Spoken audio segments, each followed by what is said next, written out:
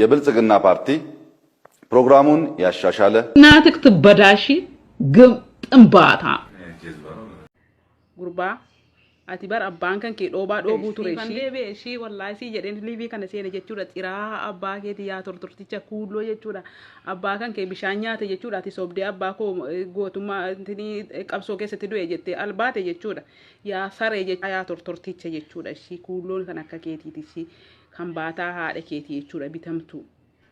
sitti museenaa kan kee jechuudha seenaa abbaa keetiin sitti maa jechuudha abbaa kee dololloon nyaatee jira bar bishaan guddaayyuu miti kan nyaate abbaa kee dololloon nyaatee jira jechuudha ishii saree haadha keeti yaadi qaalticha jechuudha yaa hayawaana jechuudha ati bar anaan qixxaachuu miti ishii dhiqaa miila kootiin geessu bar dhiqaa xurii miila koorraa bahuun geessu ishii dhiqaa xurii miila koorraa bahuun geessu ilma harree fincaan harreetiin dhalatte yaa bitamaa jechuudha abbaa kee utuu bishaan gibeen guddaan nyaate gaariidha beektaa maqaa qaba jechuudha dololloon nyaatee jira bar abbaa kan kee dololloon nyaate beektaa situna waammate situna tuqe yaa saree ishi situmanii si gadhiisaaranii bar wallaahi yoonan sinimne ijoolleetti beektaa afira kooti tachi jira ishi yoonan siin gochisiifne taa'ina laali mataa koorra gadi hin buutuu miti ati yaa wasakicha ishi dololloo nyaatee jira ishi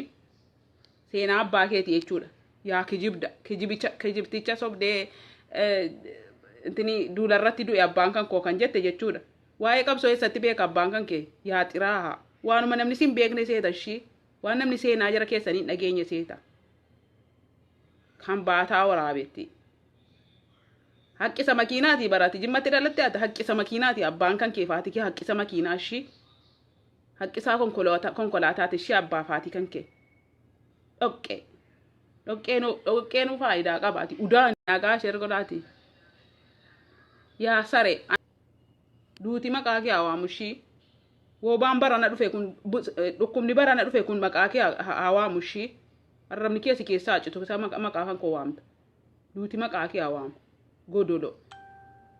hin qaanfattu abbaa kee dodollo karaantiniidha nyaate jedhe iyyuu sobdee duularratti du'e abbaan koo jette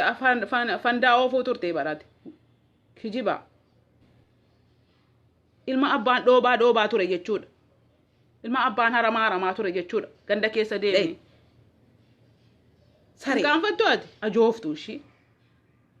otuu harree yaabbattuu funyaan kee akkas ta'e sana caccabaa waraabeti ishii waan namni seenaa kee hin beekne seete dololoo nyaate ajjeese abbaa keetu bishaan guddaan illee nyaate maqaa qaba ishii inkaan bakka duulaatti du'u miti bishaanumti guddaan utuu nyaatee jiraate jechuudha maqaa guddaa qaba dololoo nyaatee jira bara abbaa kan kee bishaan ciisaa la karaarra ciisu gizee gannaa jechuudha kana nyaatee jira abbaa kee